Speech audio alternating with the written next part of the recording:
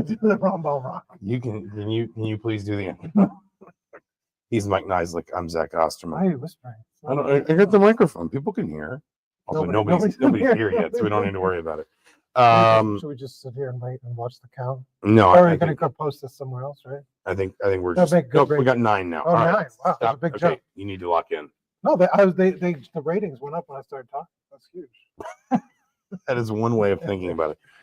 He's Mike Nisley. I'm Zach Osterman. This is Mind Your Banners live from Michigan 70, Indiana 67. Let's talk about the game. Assembly Hall in Indiana. And then we will talk about everything else. Briefly, the game. I think for Indiana, I don't say like a familiar script, but it just feels like just like kind of this persistent inconsistency we've seen from Indiana, where there will be stretches when this team, kind of finds something and puts together 10, 12 really impressive minutes. Then there will be stretches where you just feel like they just lose kind of all touch with the game. This wasn't quite Wisconsin, but Michigan just sort of like steadily and efficiently just sort of pulled away from Indiana.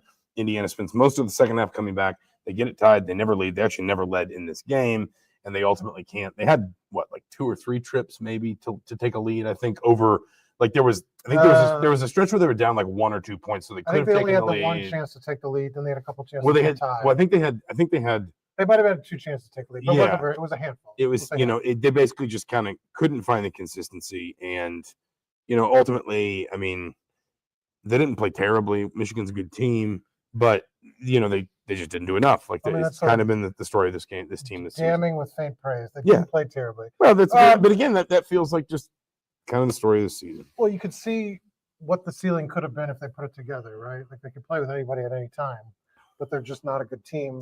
That just feels like what it's been all year. The thing.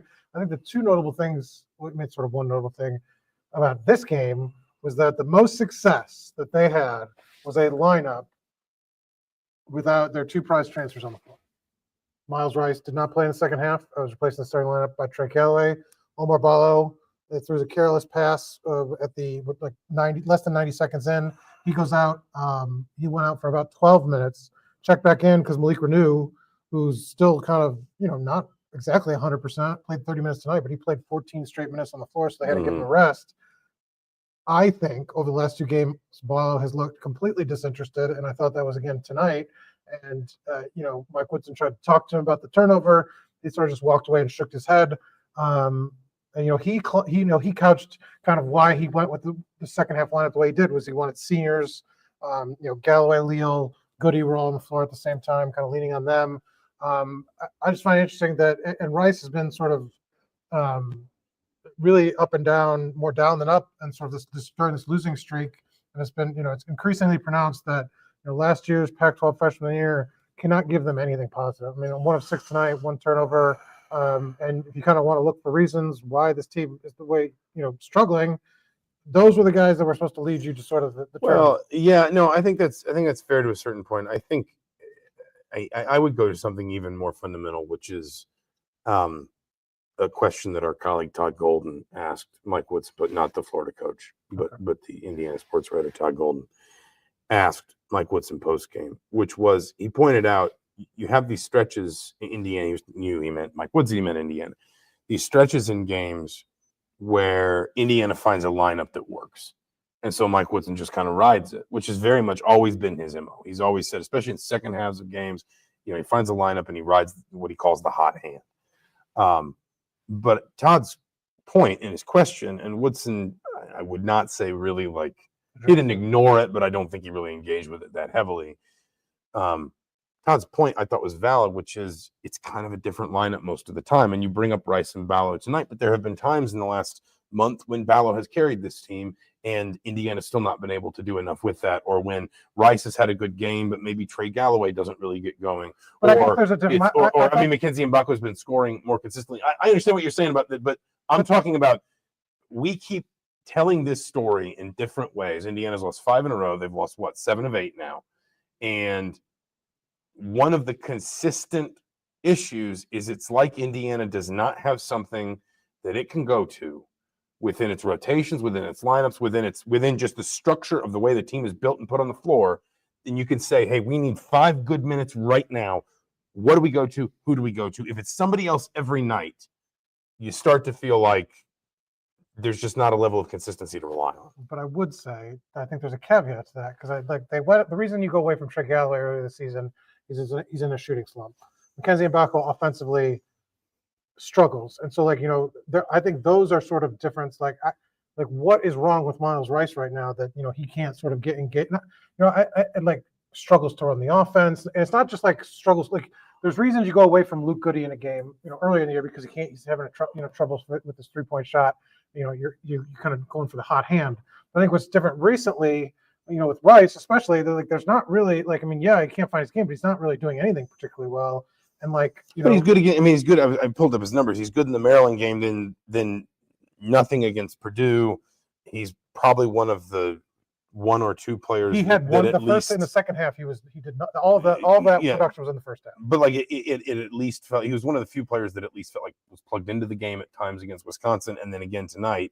I just and if we can do Ballo too, because again, I know that you and I have had differences of opinion on Ballo, but I can take you back to a stretch where Ballo scored in double figures in 9 straight games, and that included I want to say 5 or 6 double doubles. I just it. Listen, I'm not disputing that, especially this afternoon, those two were a big part of kind of Indiana not being able to find what it needed to. I just think the bigger question here, and I was banging this drum back in November that the potential strength for Indiana was you had so many different options and so many different weapons that, on any given night, this guy could fill in for that guy. This guy could have an off night because that guy could, pick up the slack. But I also said, especially as the season wore on, I said, listen, the danger of teams like that is sometimes you don't know what to count on because you don't have those pillars that you just, like last year when it's just like, hey, everything for Indiana starts with Trey Galloway and Kalel Ware, and then you branch out from there. When Indiana kind of found something there in February and March, it just feels like this team is if the solution is different to frankly some of the same problems every single night, then you just get these inconsistent performances that lead to the results that we see, I think. Yeah, and I mean, I guess that's a good point to sort of then look to the future. I think that there were signs, they did fight back. The seniors did show, quite a bit of fight. And 2 of those guys have been here a long time. And I thought Anthony Leo played really well. They asked him to guard Danny Wolf. And he played his butt off, and he was banging in there in the post, even against some of one time he got stuck against Golden, and he was trying. He's really holding his ground. And I think you give those players credit, but I do think there are some warning signs. I thought Ballo, like I said, I was sort of hesitant to criticize his effort sort of stuff earlier on the season when they were kind of trying to stretch out his minutes because he hadn't been used to sort of the workload that they had given him. I think the last 2 games are, warning signs are flashing, and I think that going forward, what do you do now with Rice? Was he out for didn't say anything injury related in the post-game press conference? Kind of to not play in the second half. And now, sort of how these lineups looks here going forward, who's going to buy in? And he's been changing lineups up more a little bit lately. With the second half, especially second halves. I mean, I think he changed did Anthony Leal start at Wisconsin? I think Galloway started at Wisconsin, didn't he? Yeah, in the second half. Yeah, and then again, it just sort of feels. And Woodson he said I've done a terrible job putting these players basically in positions to succeed. Is essentially what he said. The words "I've done a terrible job" were what led the quote. I don't have the rest of it in front of me, but. No, I mean, I just, I think the great gamble with this team was always kind of this idea that hey, there's just going to be so much talent that there will always be a solution somewhere on the floor. Keenan Carl didn't play. He was on an injury report, did not. This was his first game back in at least uniform, or did he warm up? I think he warmed up against Wisconsin. No, he didn't. He was in straight clothes. He wasn't with the team against Purdue because he was sick. He was back with the team at Wisconsin, but he did not dress. He was just with the team. It feels like this team just kind of has gotten to a place, and it's February 8th. And I remember you saying in November, okay, but this might not work. And I said, and I acknowledged that. And I said, if we're still having these conversations about consistency and roles and how all this is just constantly in flux in January and February, that's a problem. And that's where, that to me was always, and we can stop talking about this team and talk about, I know we did a long podcast about it yesterday too, but just talk about the atmosphere today in a minute. But that to me was always the danger of this team specifically was, I think that the phrase I used a few weeks ago was, sometimes when you try to be a jack of all trades, you wind up a master of none. And I think Indiana's in a place where it's like game to game, some games are better with turnovers. Some games today they made more threes than Michigan. They were great defensively in the second half, but they were really bad defensively in the first half. Can I hear Mark comment about Khalil, where, one difference that this season, Woodson did find something, and I don't know whether it was in like engaging with Ware, but or the way that he got something more out of Ware than he showed in the past, and unlocked something in Ware. And he said, when I think his pitch to a lot of these guys is like, look, I'm going to get you to the league, I'm going to help you. And he's not been able to find, whether it's relating on a personal level or finding the right basketball roles with any of the transfers they brought in, really. Other than Goody. Goody's been just kind of steady, done what he was elevated to another level. But I'm saying, like, the guys that, had NBA aspirations for, immediate NBA aspirations, like Rice and Valo, did not find that like he found that with Ware, because, perhaps drafted in the first round and now sort of taken off, but has not been able to do that. And that's sort of where the season sort of failed, where the transfers have not given them the boost that, that was going to be the core of the team, essentially. That was the kind of the vision, and everybody else was role players. And, now it just didn't work. We don't have to talk about like the enormous picture, because again, we did a lot of that. Big picture, but not enormous picture. We did that a lot on Friday night. Go back and listen to that podcast. I thought we covered a lot of good ground there. But I've seen some weird atmospheres in this building. Some good. Like when Bob Knight comes back for the first time. Some weird ones. Like I remember Kelvin Sampson getting a standing ovation, walking off the floor after beating Purdue, and then he's fired. That's on Tuesday. He's fired on Thursday night. There have been, some other ones. I thought Assembly Hall really didn't know how to feel today. I just thought it was notable for not being notable. Like, there was no like Dusty any May incident, like over love. Like cheering him every time he did something. And the crowd really got into it in the second half. They cheered the team at the end of the first half, rightfully so. They were down by 16. We're not very good, but in the second half, it wasn't like they were. They got back into it. They made it really tough on Michigan. Michigan had, I think, 3 different stretches without field goals for 4 minutes. So, they were getting in Michigan's head. Michigan was not, 0 for 9 in the second half from 3-point range. I think Michigan missed like its last 13. I think it was 4 in the first half, so 13. Yeah.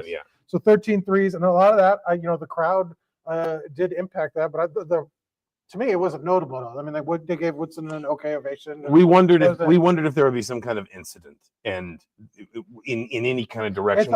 You're not a wrestling guy, though, are you? Not. I'm. So it's wrestling. The WWE is famous for when they have WrestleMania, they have Monday Night Raw in the same city usually, and that's sort of the crowd that's like the in crowd, like the crowd that knows wrestling is plugged in, and they have a habit of like taking over and derailing shows with random chants, not cheering. And so like I think that's what you're talking about. Like, you don't really know what to expect from that crowd. Of crowd.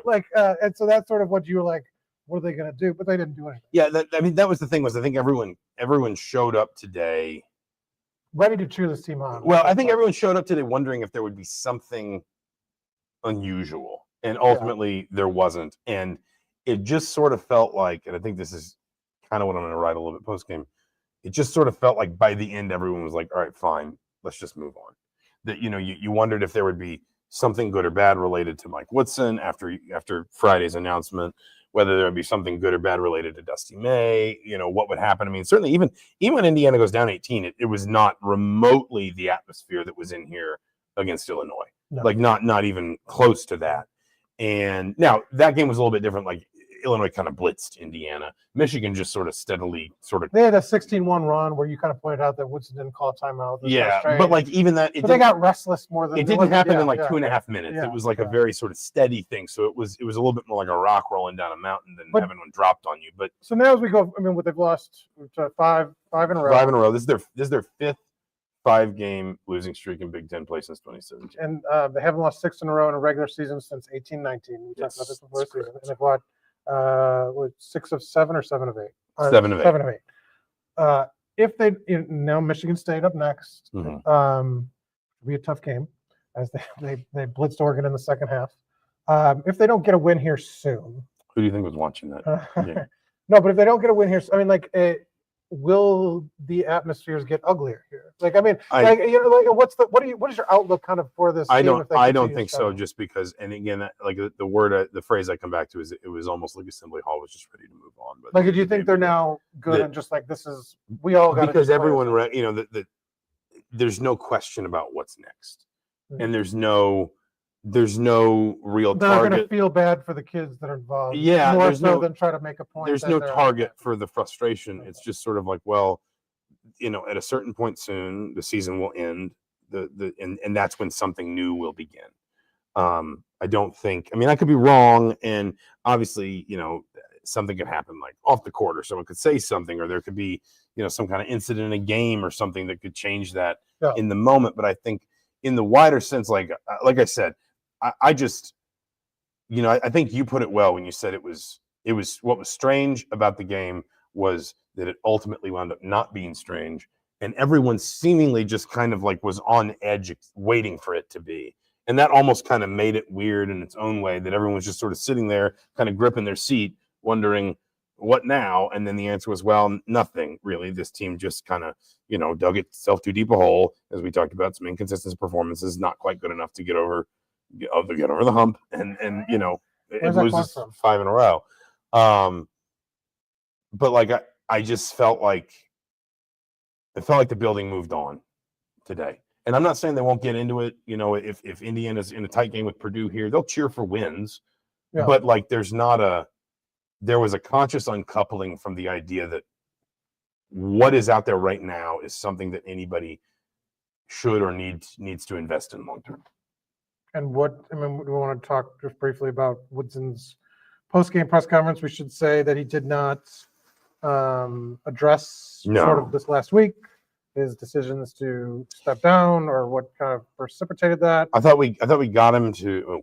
I'm not acting like it was some 11th order interrogation.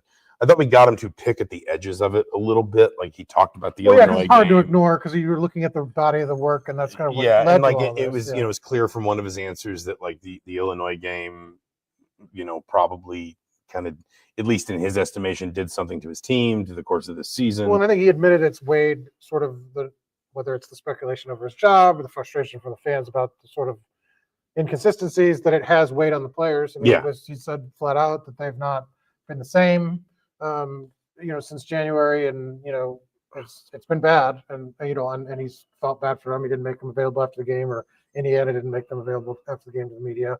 So that was one thing he said that was sort of notable. But we will see, I guess, on the broadcast as well, if any of you weren't here watching it, that they said he talked, to CBS pregame and, articulated some of his reasoning, but they asked him not to share.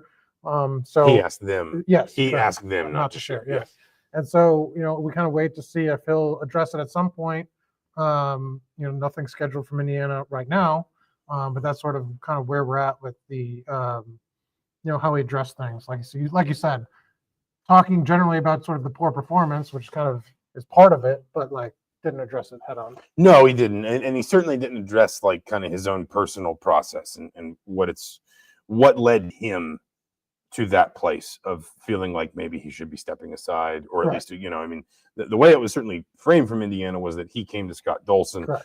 Obviously, these things there can always be sort of layers to that, and I don't want to speculate, but the point is I do think it's notable what got say, him to a place where he said, even just in his own mind, he thought the right thing here for me, for my team is, or for him personally. Yeah. But I do think it is fair to say sometimes you see these statements and there's quotes from your athletic director, your coach, and others, your president, whatever. This was just a straight statement from Scott Dolson, and it didn't have his name on, he didn't add any quotes or add any perspective. So I think it's fair to wonder like what he has to say about it. And there was speculation that he was going to retire. That was some of the reports, but that word was not used. So no, it has not been. I think that's important. And so not been used in anything official. I think it's a fair question. Is his, does he want to get back into coaching? And those are things that we'll have to address down the line. We'll leave it there for now. Thank you so much for watching. For anybody who's been watching live, thank you all for listening. Everyone who listens, one more time: number 22, Michigan's 70, Indiana 67, Hoosiers are 14-10, 5-8 in Big Ten play. They're at Michigan State Tuesday night, and then UCLA home on Friday. That's the next week for this team. He's Mike Nislik. I'm Zach Osterman for the Herald Times and the Star. Thank you so much for listening and watching. We'll talk to you soon.